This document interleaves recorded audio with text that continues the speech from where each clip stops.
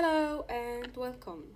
Today I'm going to talk about gender and sexuality in popular culture based on chapter 7 of John Story's book, Cultural Theory and Popular Culture and Introduction.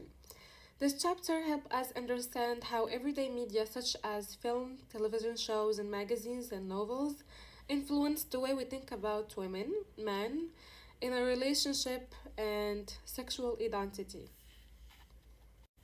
Gender and sexuality are not just personal matters, they are shaped by culture and by the image and stories we see every day.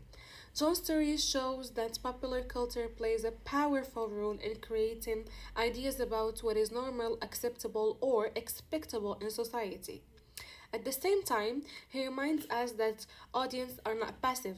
People interrupt media in different ways and sometimes even resist it in messages. In this video, I will explain the main ideas of the chapter focusing on feminism, women at the cinema, romance novels, television audiences, women's magazines, masculinity, and queer theory. By the end, we will see how popular culture is a space where power, pleasure, and identity are constantly negotiated.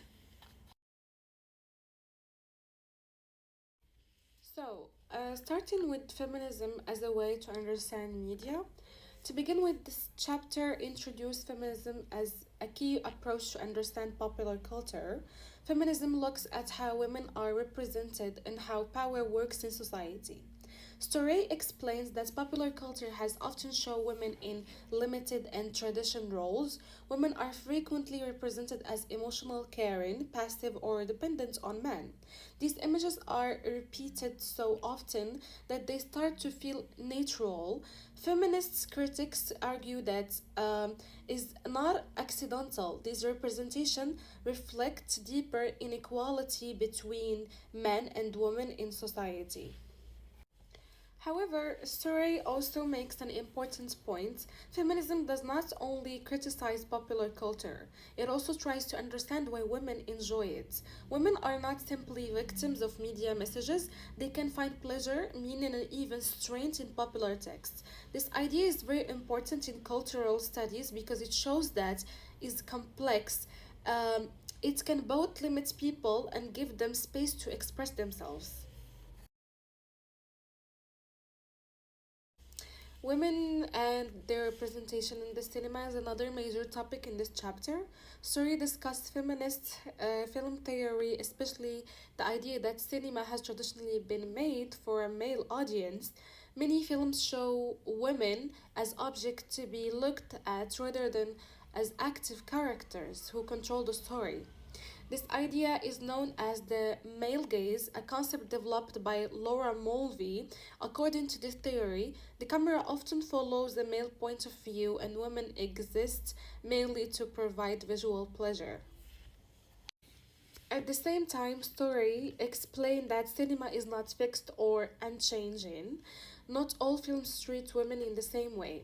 Some films challenge stereotypes by showing women as strong, complex, and independent characters. Feminist analyses help us see both the problems in film representation and the possibilities for change. It teaches us to watch films more critically and to question what we are shown.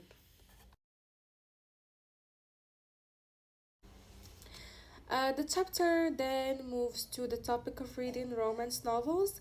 Romance fiction often criticized for being unrealistic and conservative. Many people believe that these stories teach women to depend on men or to believe in perfect love. Story explains that feminist researchers wanted to go beyond this.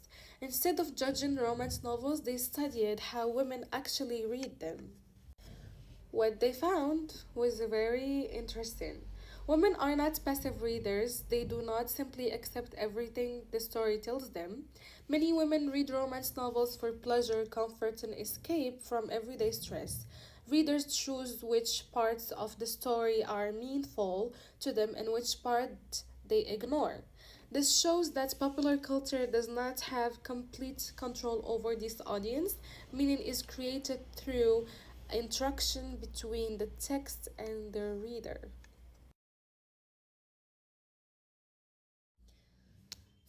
Moving on to watching Dallas.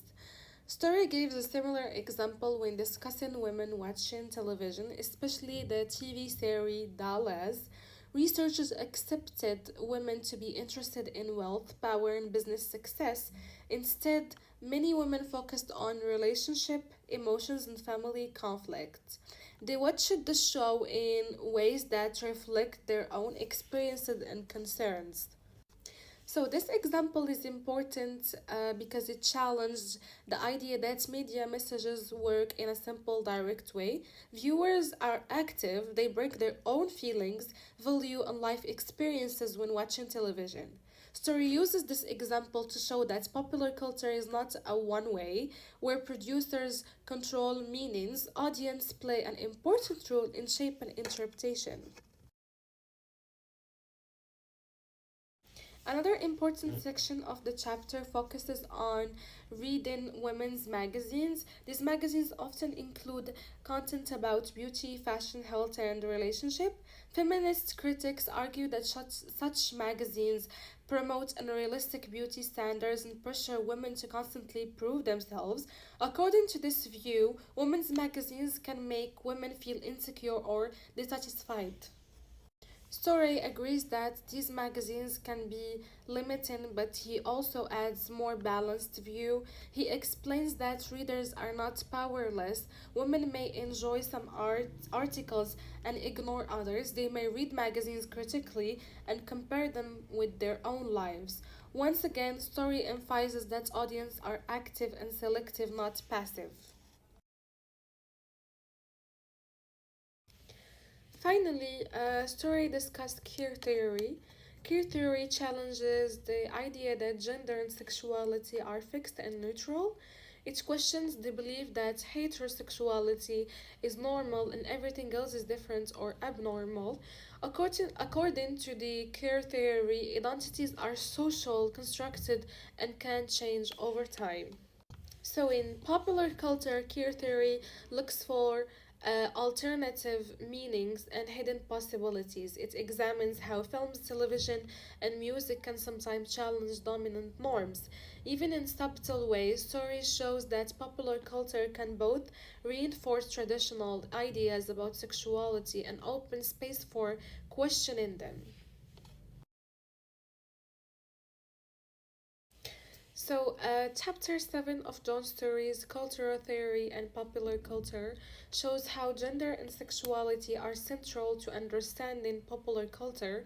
Media texts such as film, television shows, magazines, and novels are not just entertainment, they shape ideas about what it means to be a woman, a man, or a person with a particular sexual identity.